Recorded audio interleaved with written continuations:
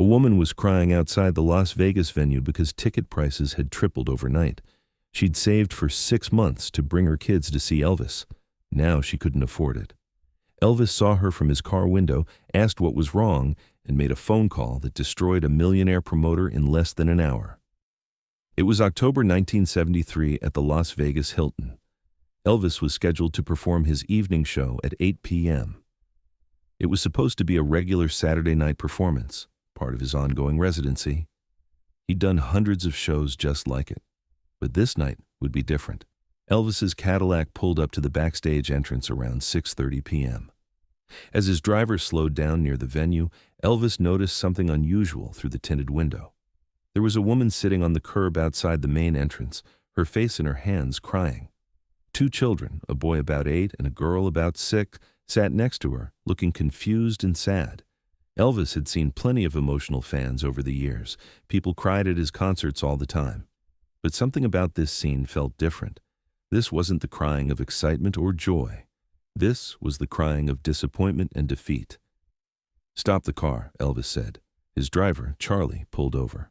Elvis's security team tensed. They never liked it when Elvis made spontaneous stops, especially in public areas. But Elvis was already opening the door. He walked over to the woman and her children, wearing sunglasses and a dark jacket, trying to be somewhat inconspicuous. The woman didn't even look up. She was too lost in her disappointment. "Ma'am," Elvis said gently, "are you all right?" The woman looked up and her eyes went wide when she recognized him. For a moment she couldn't speak. "Mr. Presley," she finally managed, wiping her tears. "I'm sorry. I'm fine. We're fine." "You don't look fine," Elvis said kindly. He knelt down so he was at eye level with the children. "Hey there, what are your names?" "I'm Tommy," the boy said shyly. "This is my sister, Lisa." Elvis smiled at them, then looked back at their mother. "What's going on? Why are you crying?" The woman, her name was Carol Henderson, tried to compose herself. "It's nothing. It's stupid. We should just go." "If it's making you cry, it's not stupid," Elvis said. "Tell me what happened." Carol hesitated. Then the words poured out. "I'm a waitress at a diner downtown. My husband left us 2 years ago. I'm raising Tommy and Lisa alone. They love your music. They listen to your records every night. When I heard you were performing, I promised I'd take them." She paused, wiping her eyes. "I started saving in April. 6 months. Whatever I could from tips, $5 here, $10 there. It took 6 months to save $120. Tickets were supposed to be $40 each. I had enough for 3 tickets. Elvis listened intently. "I called this morning to buy them," Carol continued. "They said tickets are now $150 each. I asked if they made a mistake. They said no. The promoter changed prices last night. Supply and demand. $150 each. That's $450 total. I have $120. She looked at her children, her voice breaking. "I had to tell them we couldn't go. I had to break my promise. They've been so excited for months. Now I'm sitting here, trying to explain why we drove all this way but can't go inside." Elvis felt anger rising in his chest. He stood up and looked toward the venue. "When did the prices change?" "Last night," they said. "The show's been sold out for weeks at $40 per ticket, but then yesterday the promoter decided to resell all the tickets at the higher price. Made people who already bought tickets either pay the difference or get refunded. Some people paid the extra. Others, like me, couldn't afford it." Elvis's jaw tightened. "What's the promoter's name?" "Richard Dalton." "But Mr. Presley, please don't—" "Wait here," Elvis said. He turned to his security chief, Joe.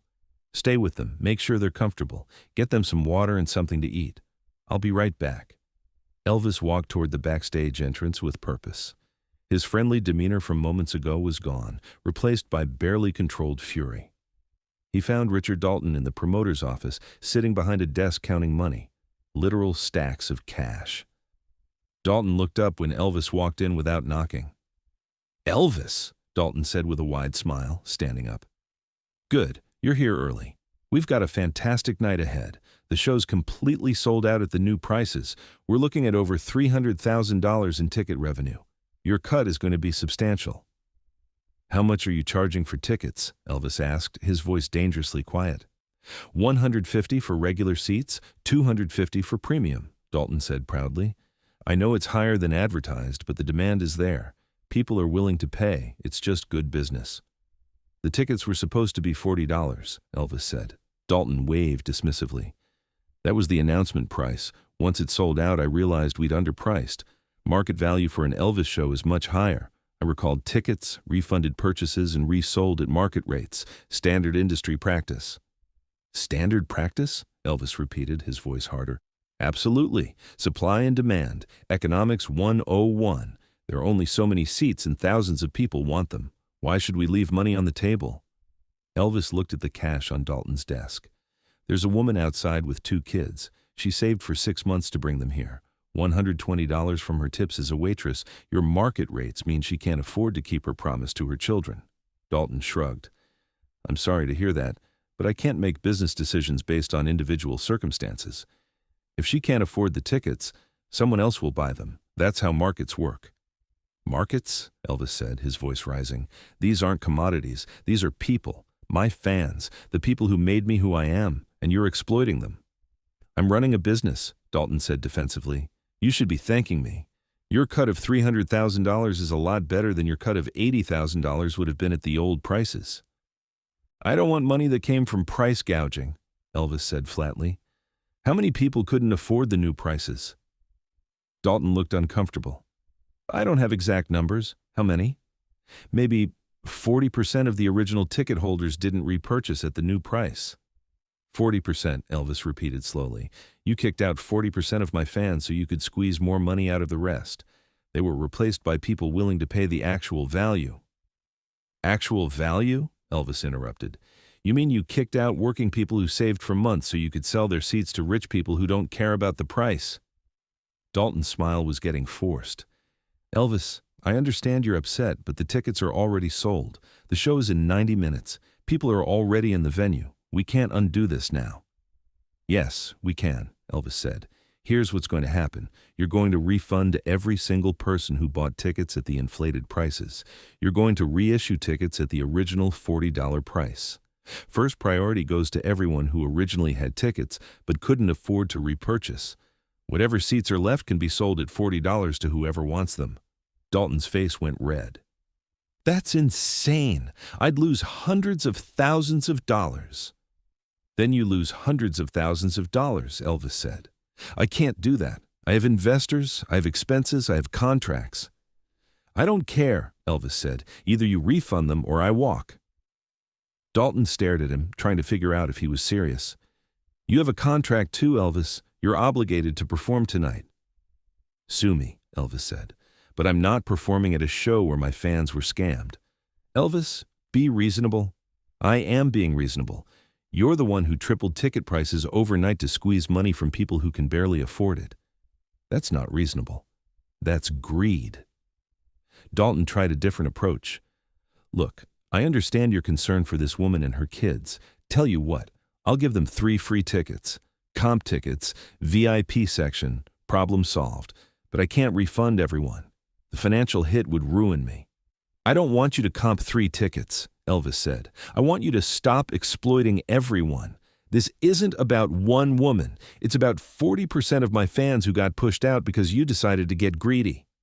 It's not greed, it's business. It's both, Elvis said, and I won't be part of it. You have 1 hour to refund everyone and reissue tickets at the original price. If you don't, there's no show tonight. Dalton's desperation was showing now. The people who were already here paid $150. They're not going to want refunds. They want to see the show. Then refund them and let them buy tickets again at $40. They'll save $110 each. They'll be thrilled.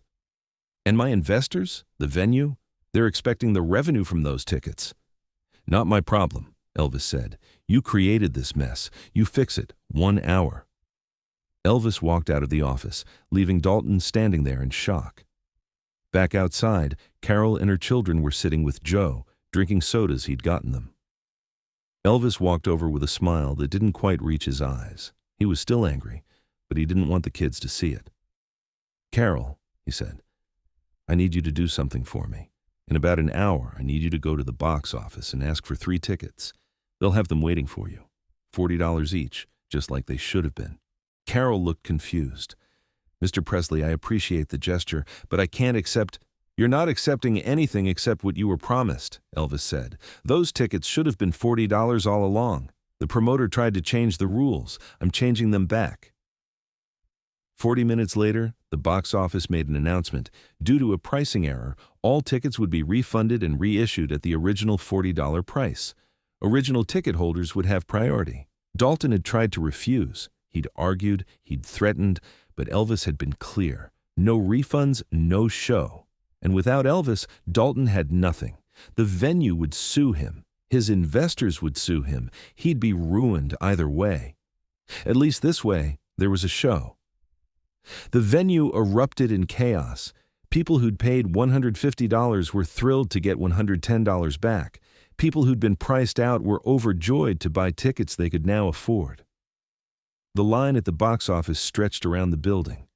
Carol Henderson bought her 3 tickets for $120 total, with $80 left in her purse.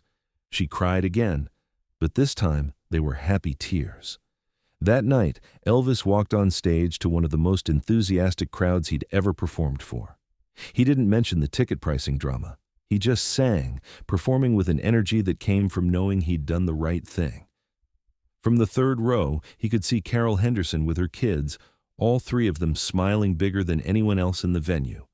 The financial fallout for Richard Dalton was severe. He'd planned to maximize profit. Instead, he took a massive loss. Refunds, administrative costs, angry investors. It destroyed him. His reputation was ruined. No major artist would work with him after word spread. He sued Elvis for interference with business. The case was thrown out.